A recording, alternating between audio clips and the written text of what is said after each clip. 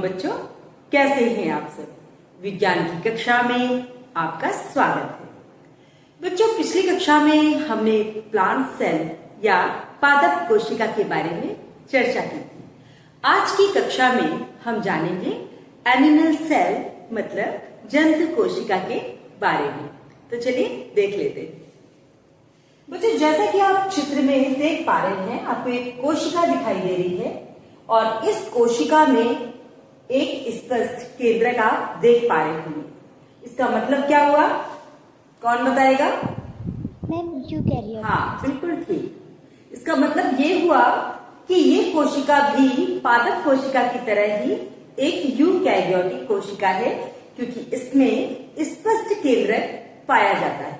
ठीक है बच्चों, जंतु कोशिका भी बिल्कुल पादप कोशिका की तरह ही होती है, लेकिन कुछ अंतर होते हैं। जब आप जंतु कोशिका को पढ़ेंगे तो आप जान पाएंगे। जैसे आप देख पा रहे होंगे कि इसमें केवल और केवल कोशा झिल्ली या प्लाज्मा मेम्ब्रेन है, कोशा भित्ति नहीं है ना।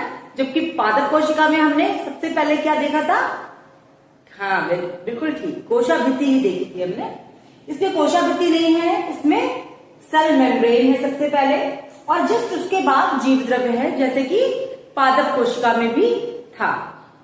ठीक है बच्चों, पादप कोशिका की तरह इसमें बड़ी बड़ी रिक्तिकाएं नहीं पाई जाती हैं।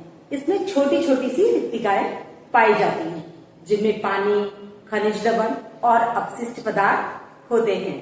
ठीक है बच्चों, केंद्रक देख ही पा रहे हैं आप। केंद्रक पादप कोशिका की तरह ही है, पूर्ण विकसित है, जिसमें एक मेम्ब्रेन है जो कि छिद्र युक्त है, जिसके चारों तरफ, और बीच में एक बॉल दिखाई दे रही होगी जो कि केंद्रिका है। ठीक है, और इसके बीच में जो एक द्रव्य भरा हुआ है वो केंद्रक द्रव्य है, और जिसमें क्रोमोसोम या डीएनए रहते हैं। ठीक है, इसके आसपास बिल्कुल पादप कोशिका की तरह ही एंडोप्लाज्मिक रेटिकुलम या फिर अंतःप्रद्रवी जालिका आप देख पा रहे होंगे। ये नलिकाएं हैं, जिनमें कुछ खुरदरी नलिकाएं हैं और कुछ चिकनी नलिकाएं हैं। खुरदरी नलिकाओं में राइबोसोम्स चिपके हुए होते हैं, जिसके कारण वो खुरदरी हो जाती हैं। ये प्रोटीन संश्लेषण का काम करती हैं, और जो चिकनी ट्यूब्स हैं, चिकनी नलिकाएं हैं, वो वसा और जो लिपिड है उसका संश्लेषण करती है। ठीक है बच्चों, और ये क्या करती है, जो कोशिका होती है उसको एक कंकाल तंत्र प्रदान करती है, जैसे मैंने पादप कोशिका में भी आपको बताया है।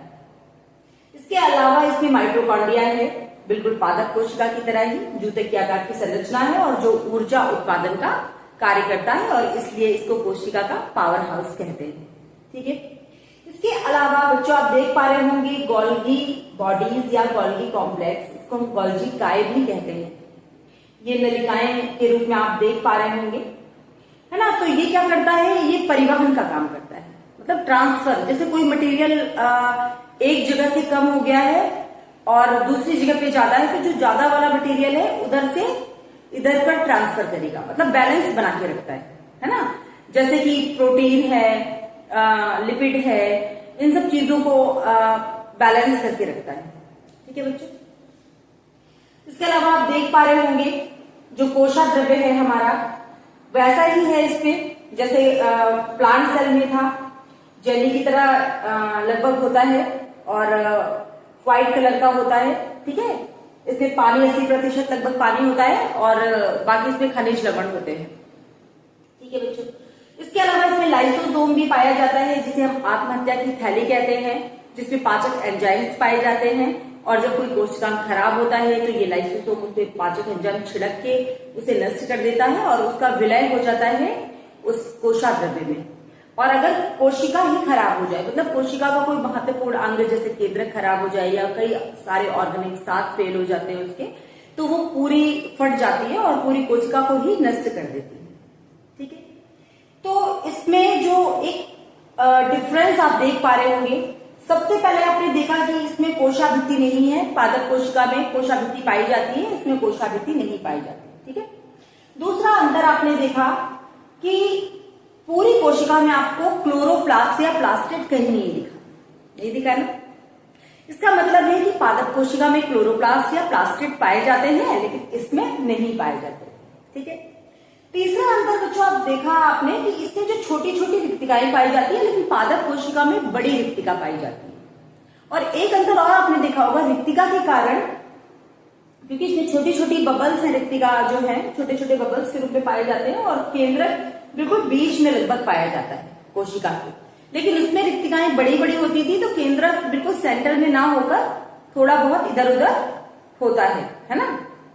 इसके अलावा भी एक अंतर है जो कि आप इसमें देख पा रहे होंगे, केंद्रक के पास एक तारक काय बना हुआ है जिसको हम लोग सेंट्रियोल भी कहते हैं। ये सेंट्रियोल या तारक काय पादप कोशिका में नहीं पाया जाता, ये केवल जंतु कोशिका में ही पाया जाता है। अब इसका क्या काम है, क्यों पाया जाता है? बच्चों ये जो तारक काय है सेंट्रियोल, ये कोशा विभाजन या कोशिका के विभाजन के लिए उत्तरदायी होता है, मतलब कोशिका विभाजन में महत्वपूर्ण भूमिका निभाता है। हमारे शरीर की कुछ कोशिकाएं ऐसी हैं जिसमें ये तारक काय नहीं पाया जाता। कोई बता पाएगा? हमारे शरीर में कई तरीके की कोशिकाएं, जैसे पौधों के शरीर में कई प्रकार की कोशिकाएं होती हैं, लेकिन लगभग कोशिकाएं समान होते हैं। पत्तियों में क्लोरोप्लास्ट अधिक पाया जाता है और जड़ों में क्लोरोप्लास्ट नहीं पाया जाता है ना। इसी तरीके से जंतु में भी है।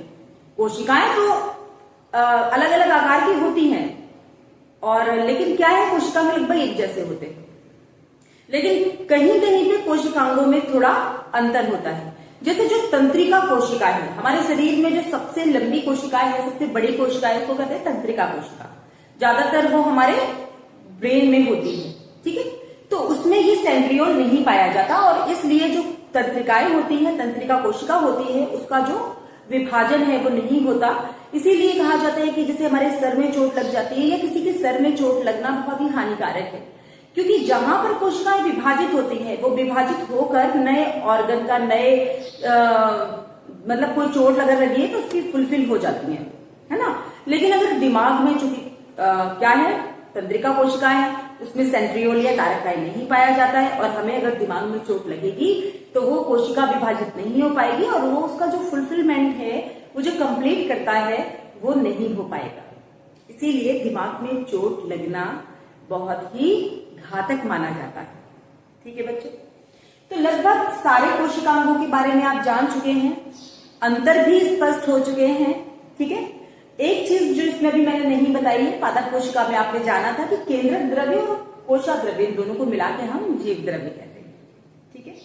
इसके साथ ही आप जान चुके हैं पादप कोशिका के बारे में, जंतु कोशिका के बारे में, और इन दोनों के बीच में अंतर के बारे में। अब अगली कक्षा में हम जानेंगे एक नए टॉपिक के बारे में। तब तक के लिए बाय बाय।